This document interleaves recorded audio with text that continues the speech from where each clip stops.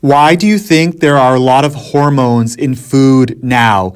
And why do you think that it's progressively getting more intense, the amount of chemicals and hormones that are in food?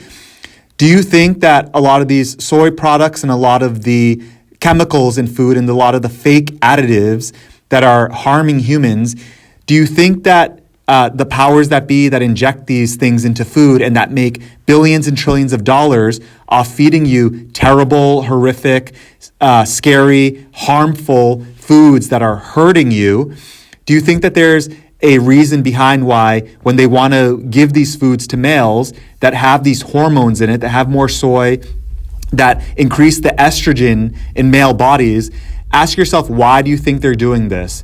Why do you think they don't want irreverent men? What would happen if all men become powerful and fully enlightened and opt out of the fiat system that keeps powerful banks in business? What would happen if all men rebel and start being trailblazers and opt out of the system and use Bitcoin?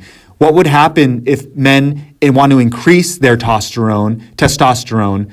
What would happen if men reject these chemical-laden foods and these massive food companies that make billions of dollars? What would happen if they go out of business? And most importantly, what would happen if men start to rebel, if men start to rebel against the system, if men start to say no? The most powerful thing in life you can say is no. What would happen then if you end up taking yourself off the hamster wheel and you stop being an agent of the matrix who's asleep and you start forging your own path and say, no, I want to walk a godly life, and that's the only thing that I need to worry about is making God happy and not serving a politician who is corrupt and greedy and wants to harm me and harm my family? What do you think would happen if men all banded together and used their strength and became strong leaders and started saying no and rebelling and going the other way? What would happen if there was a massive movement of strong men who made clear decisions and led a movement that rebelled against the common way of doing things? Do you think that that would help the system now? And don't you think that there's a lot of money at play in keeping people subservient, keeping them in a slave mind? And why do you think they want to keep you going to your little job, making fiat, which is fiat money, dollars, which is like having an ice cube inside of a furnace? Why would they want to harm humans like this? What do they have to gain?